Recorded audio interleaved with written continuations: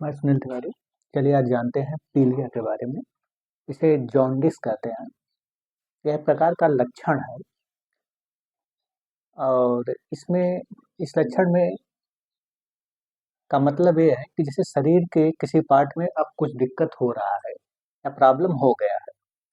इसमें बिलिरुबिन का बढ़ जाना पाया जाता है और बिलिरुबिन का नॉर्मल रेंज 0.1 से 1.0 mg प्रति डेसीलीटर रहता है।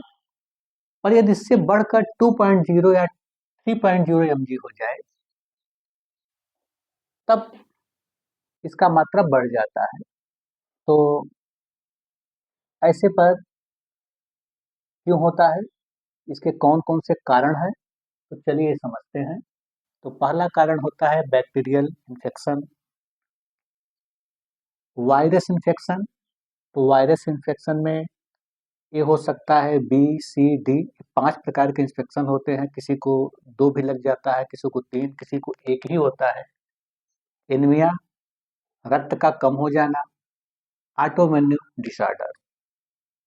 और इसके पीलिया हो जाने पर शरीर में कौन कौन से लक्षण प्रकट होते हैं, तो स्किन, आंख व यूरिन का पीला हो जाना, पेट में दर्द व सूजन, बार बार दस्त लगना, उल्टी होना, जी मचलाना और घबराहट होना। इसमें शरीर का तापमान भी बढ़ जाता है, बराबर बुखार जैसा लगा रहता है। जो ओल्ड एज के लोग हैं उनमें हाथ पाँव में सूजन भी हो जाता है, कभी कभी पेट में भी सूजन हो जाता है। तो जॉन्डिस के कितने प्रकार होते हैं, तो pre hepatic, hepatic, post hepatic.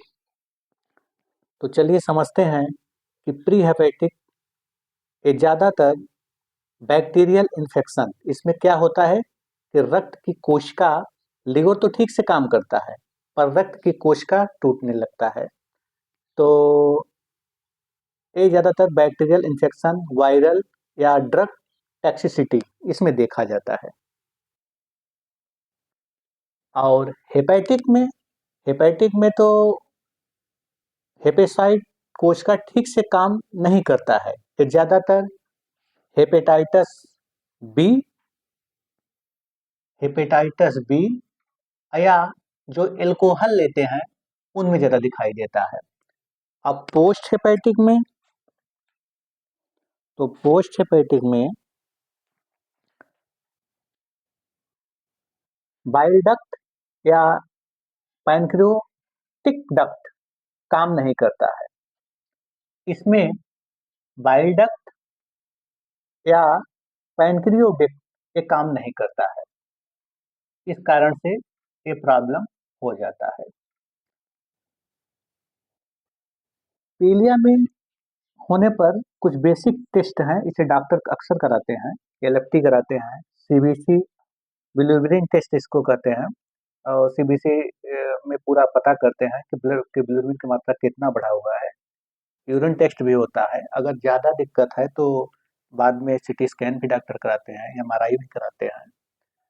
तो तब उससे पता चल जाता है कि पीलिया किस कंडीशन में है, उस हिसाब से दवा चलता है। यदि ऐसा लक्षण दिखाई दे तो तुरंत डॉक्टर से मिलना चाहिए। गांव में बहुत लोग झाड़ फूक कराते हैं, पर ऐसा नहीं करना चाहिए। सीधी सी बात है कि ऐसी लक्षण दिखाई दे तो तुरंत डॉक्टर से मिलना चाहिए।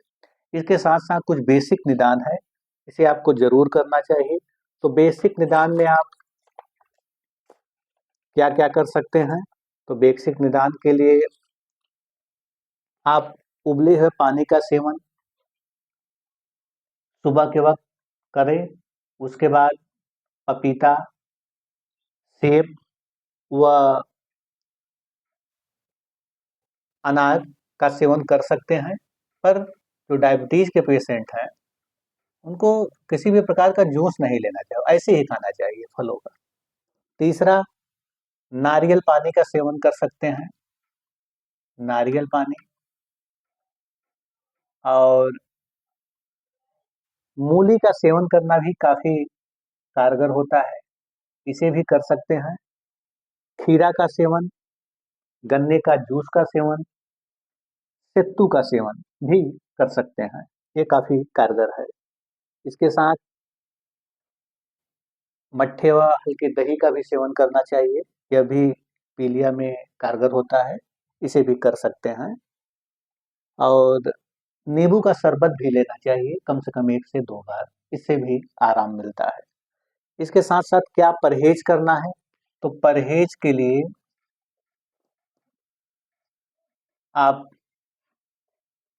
खटाई और मसाला, चिकना,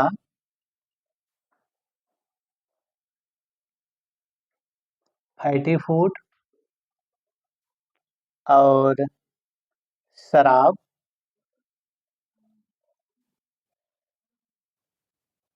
तम्बाकू और स्मोकिंग, इससे परहेज़ करें।